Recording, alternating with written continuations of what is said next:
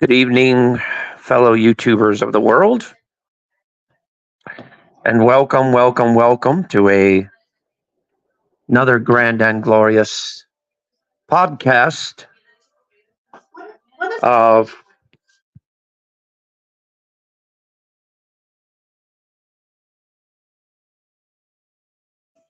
Mr. Arizona. It is now um 4:27 p.m. on Friday, January 5th, 20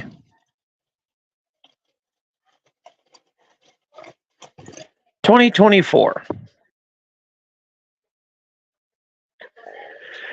And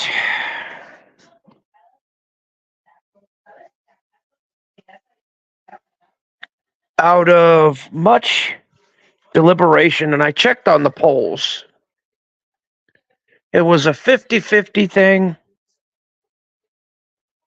but I think, out of much deliberation and much thought, I'm officially going to stand down from talking crap on Dave 25. Not because I'm a wimp or because I'm a pussy or anything like that. I just don't see any reason fighting with the guy anymore. So I'm just going to back off on talking about him for a while. Okay? Just for the sake of everybody's ears and all that, I'll hold off on that right now, okay? I figured I could, so. But anyway, how's everybody doing? I'm doing quite well.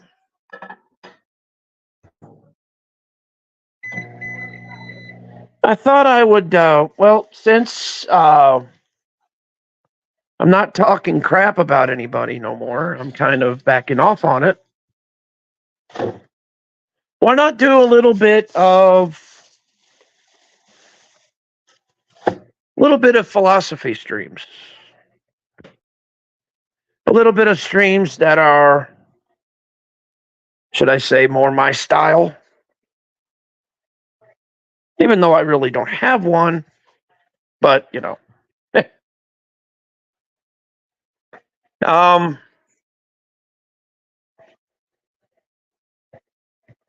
I would like to, I'd like to open the conversation with the word salutations. The word salutations means well wishes, good fortune, and all around good health. We hear that a lot in the English language. And in fact, the word salutations around here is very rarely used. But it is, to me, necessary for quote unquote good, healthy conversation from one intelligent individual to another. Now, I myself am not claiming that I am even remotely intelligent by any means. No. In fact, I'm only intelligent I'm only, should I say, as the mood presents itself, as the situation presents itself. In other words, I'm only as cruel as needed.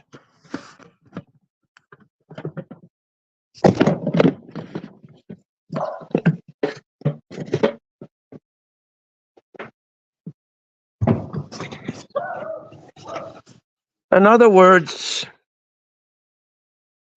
I do the simple human thing by adapting to various situations,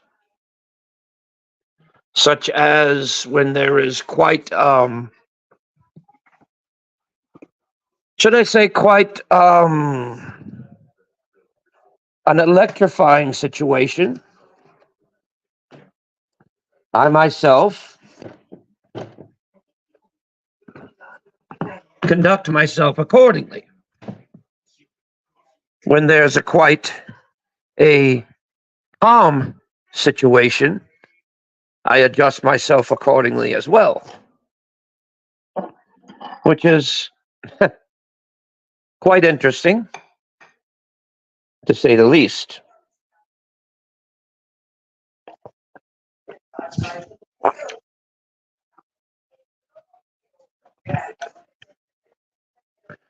Because I strive myself in unpredictability for one reason. Because that way, people can have a most difficult time of predicting what I'm going to do and what I'm not going to do, what I'm going to say and what I'm not going to say. In fact, I strive myself for unpredictability.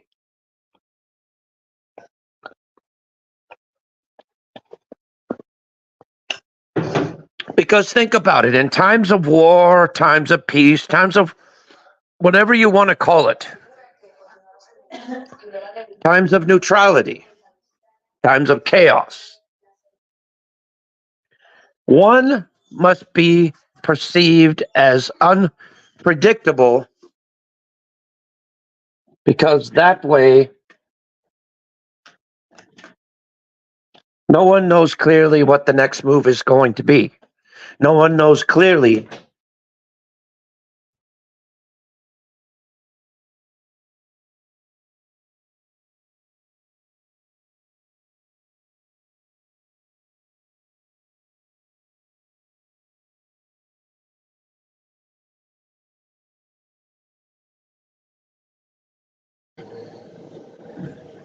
See, I myself strive myself on unpredictability because my life is unpredictable. I adapt according to physical or mental changes. That's that's how I conduct myself. That's always how I've conducted myself. I literally live in the realms of unpredictability.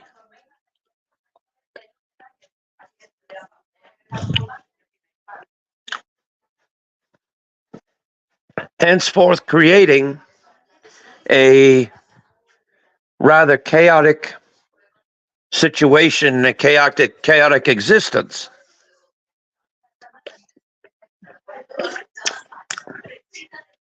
But out of the chaotic existence comes organization and discipline.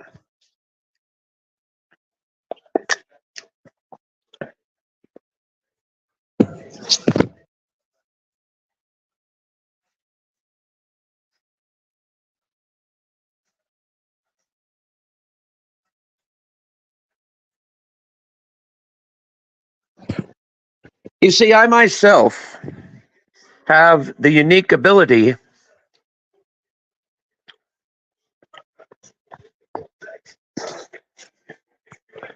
to switch from one extreme to another.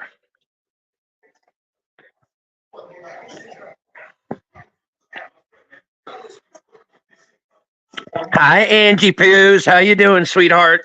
Good to see you.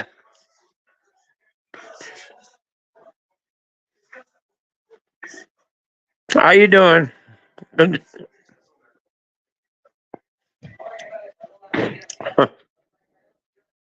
But like I said, it's kind of funny. It's not like I go by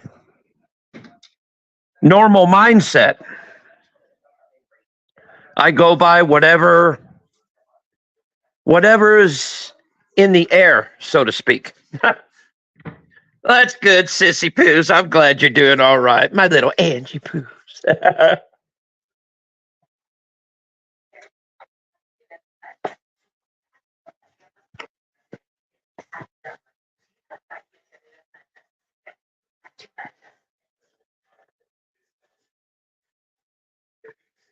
In a way, in a normal workplace environment, I would be the ideal person to have around because I may be unpredictable, but I'm always I'm always clued into one thing, which is loyalty. If I say I'm going to do something, I do it.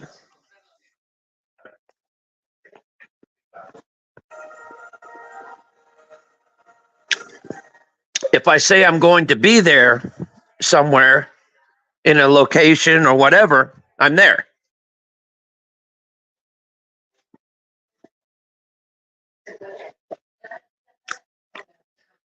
So once again, out of my life of disarray, you know, yeah. See, me and Ange can relate to each other because we're basically one and the same.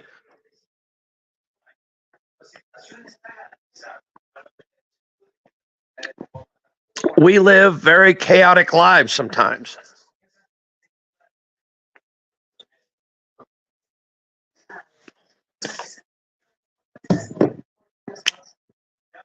And sometimes we don't realize whether we're coming or going, you know, leaving or staying. We don't really know. But we know of one thing. Sometimes, yep, that's true. That's true. But we also know of one thing. Sometimes the fog of unpredictability clears. And we're like, okay, now we've got a focus. Now we've got a reason. Now we move forward with it.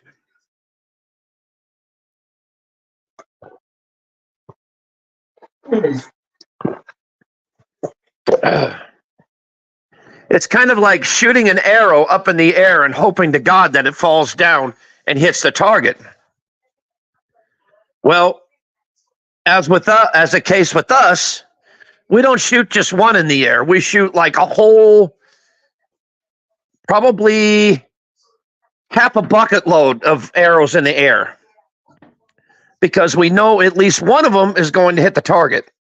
We don't know which one, but at least we know one is going to achieve its destination. Yeah, yeah. But that's that's the crazy lives we live. And it's not that bad because out of sheer chaos, out of sheer craziness, that's when the organization and things just kind of fall into place, so to speak.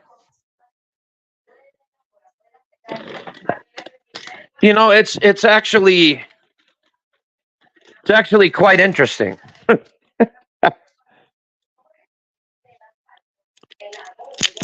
kind of like have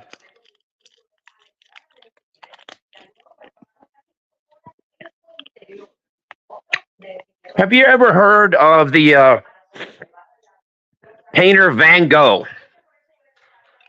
I think it's Vincent Van Gogh or some shit like that.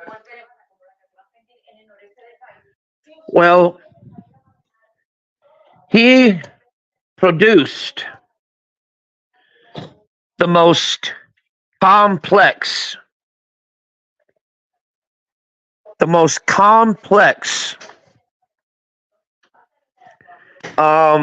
paintings. His paintings were really far-fetched, really strange looking, because nobody understand the specific type of art that he was presenting at the time. It was what you call abstract art. It wasn't art that he looked at in a mirror or looked at on a piece of paper or whatever. No, it was art that he interpreted by himself through his mindset. Like Ludwig van Beethoven. He was another one that could hear nothing, but he understood the concept of simple music because he utilized his other senses, such as the sense of feeling, the sense of touch. The most important sense. Oh, okay. All right. No problem. But the most important sense,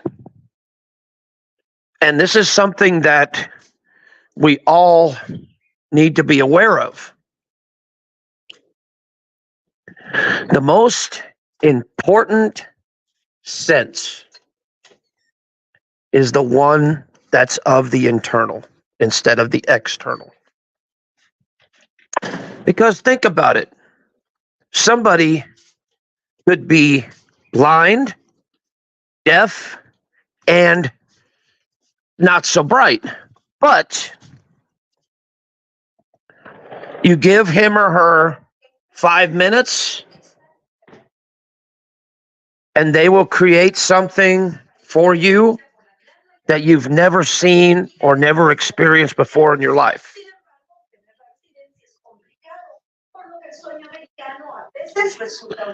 That's the beauty of being an artist. That's the beauty of creating something that is unique, that nobody else in the world does. Like with me, for instance.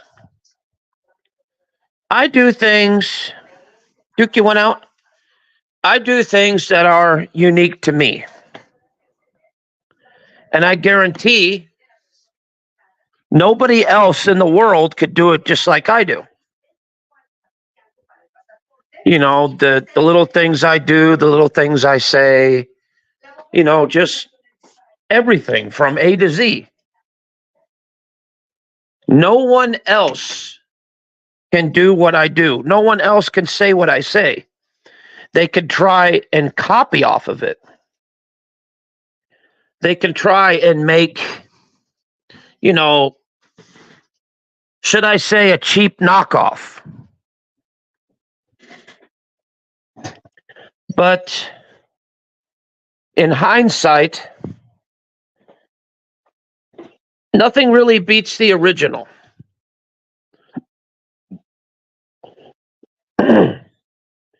You can't really duplicate something that is unduplicable. You can try as long as you want, but you won't achieve the same exact results. For instance, like when a certain food is prepared a certain way, and you try and mimic that, you'll get close, but you won't get an exact replica of it. You'll get similar, but not like extremely spot on.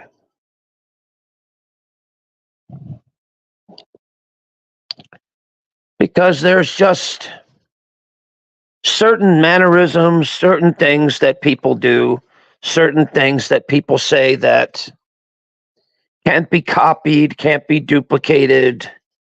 You know, they can't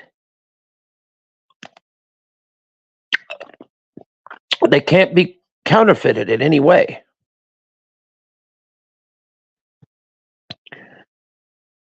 What I'm trying to say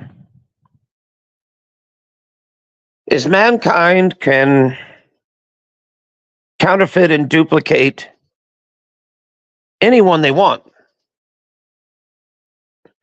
But it won't be the same as the original. In fact, it would be completely and totally different in the ways it moves, in the ways it acts, in the ways it, conducts itself. What I'm saying is, if you want to go deeper, maybe it's the inner workings of the human soul.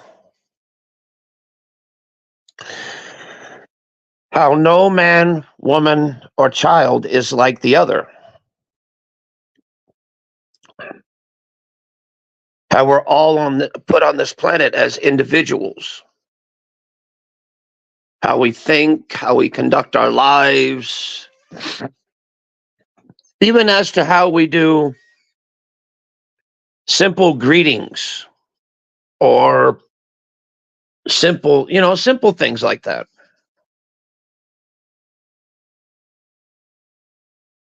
It's really quite interesting when you think about it. It really is.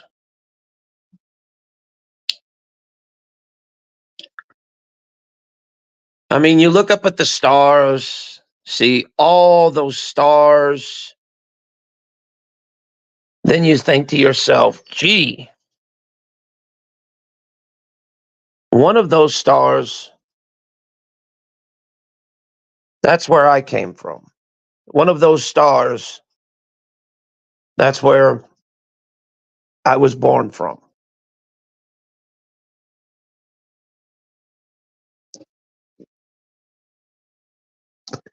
It's crazy, but it's true that we are all part of this great universe.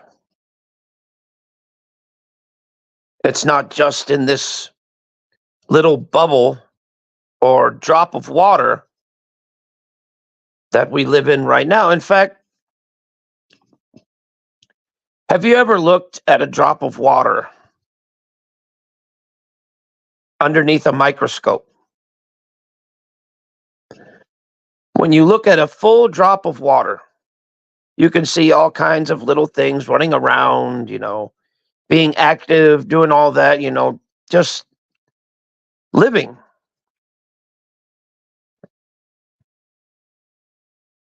Which is kind of how our planet is. Our planet is like one great big drop of water in a completely waterless universe. So we're raised, so we're taught. But there could be multiple universes inside of universes, spaces inside of spaces that normal people don't even comprehend or understand.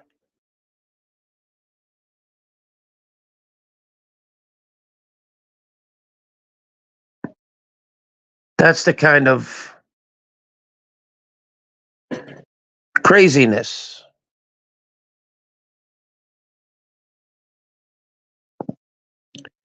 What's up, James? How you doing?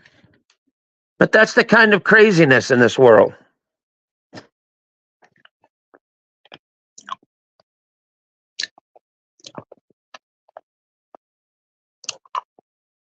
That's good. We were all brought up to believe that we are the only living beings on this planet, that we were the only living beings in this whole entire universe, when this universe is way more bigger and way more complex than people would ever think there was.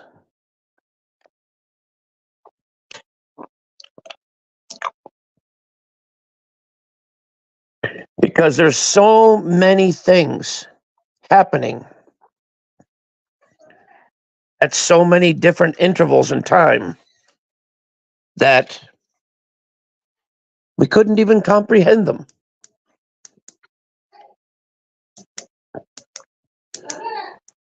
Because our mindset and our minds were not trained or brought up that way. We were brought up to think we're the only living, breathing beings on the face of this earth, when actually it's not true.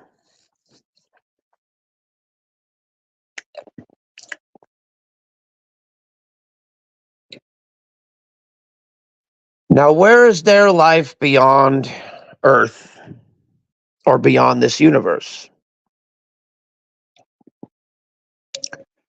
Well, simply put, if you could take one space rocket and go straight up and just keep going and going and going and going and going until until the rocket runs out of fuel, or et cetera, et cetera, et cetera. You could stay there in a state of suspended animation for years, months, weeks, and not even gain one single age, not even age a bit. In fact, how you are right now will remain untouched, because you are no longer susceptible to the Earth's gravitational pull and spin and so on and so forth. In fact, just imagine that time for you has stopped.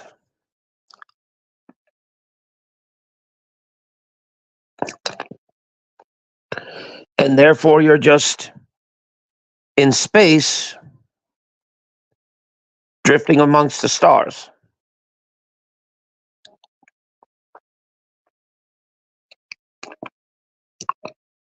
Kind of like sailing in an ocean with no direction or no real bearing. You just sail away, not knowing where you're going to be or where you're going to go. You just sail out until you hit something solid. Space is the same thing. You'd be just drifting out there until you hit something solid. And who knows? It could be an asteroid, it could be a different planet, it could be a different solar system. Nobody really knows what truly is out there because no one's really explored it. Because the scientific community only goes thus far. Even the scientific community has limits.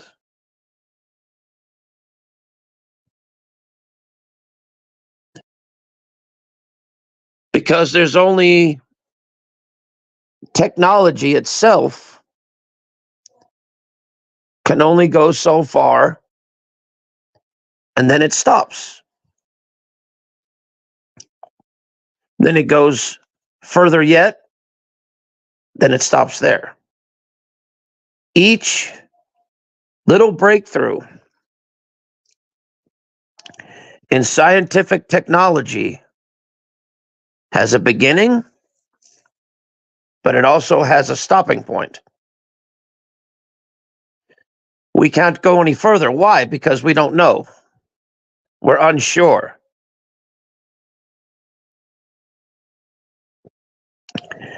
So that's why the scientific community is really precise and really mindful of their steps.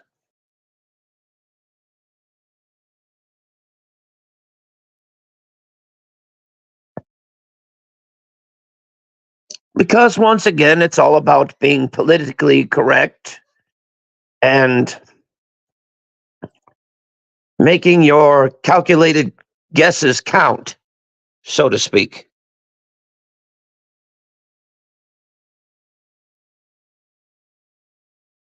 And no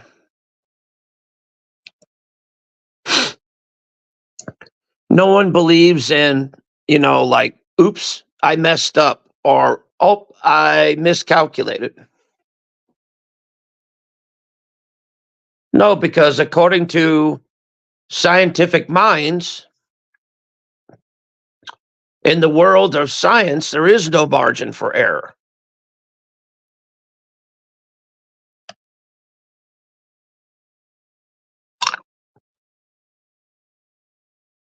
Because, as I stated before, the world as we know it does not want excuses, they want results.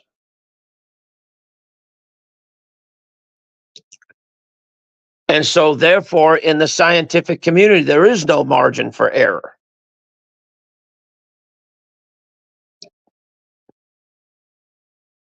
Even though we're all only human and just people.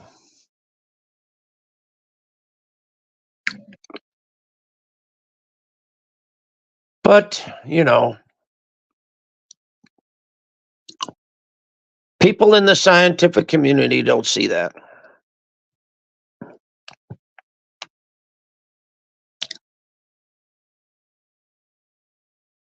And that's the, should I say, the proverbial downside of trying to discover new things and open up new plateaus and this and that. Because bottom line, they're scared. They're scared of being wrong. They're scared of being politically incorrect.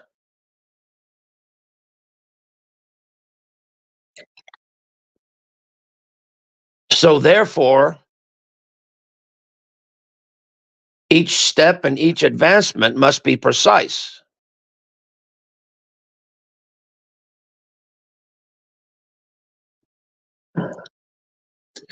Because if you stray but a little ways and you mess up just a little ways, well, then you're called, a shyster, a charlatan, a scam artist. And then you get discredited about 6 ways to Sunday.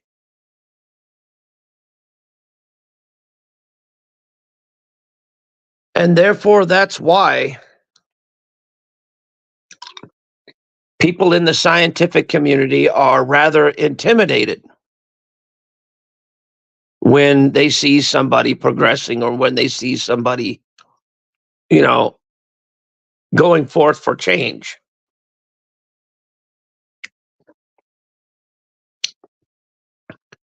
Because in actual truth, they're not ready yet.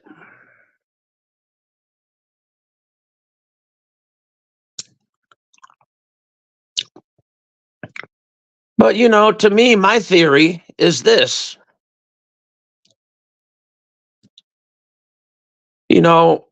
Even the most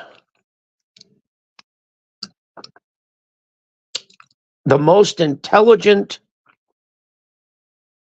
discoveries in this world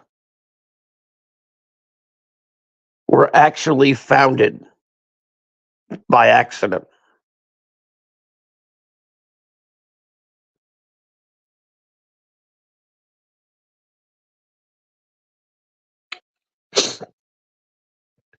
Like, remember the story of Christopher Columbus and how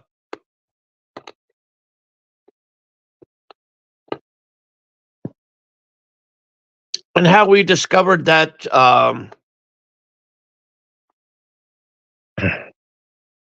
about how he discovered that the earth was round.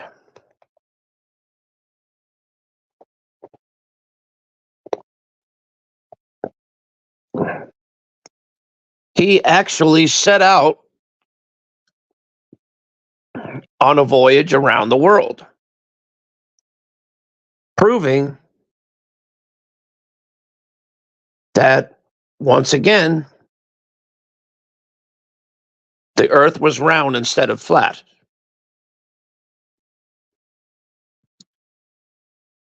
Because he started at one point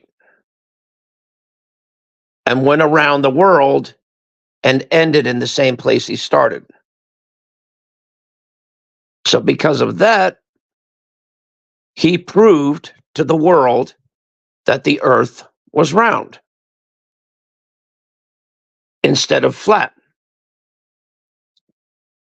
Because he sailed around the world and came back and he didn't fall off of it.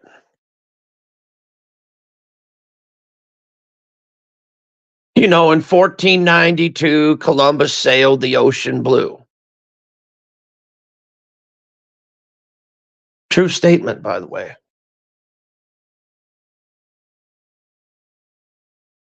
Really is.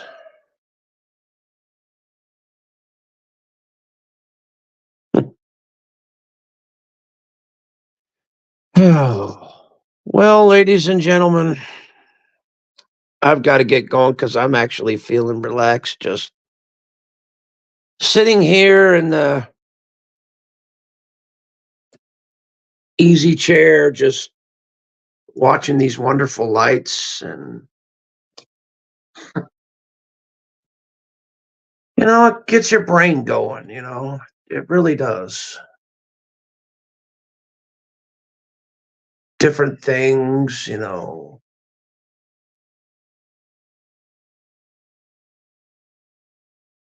I don't know. It's like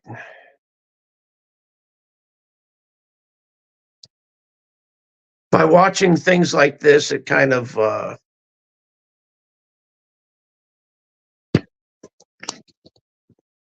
makes my mind wander, different feelings, different thought processes, and you know how that is.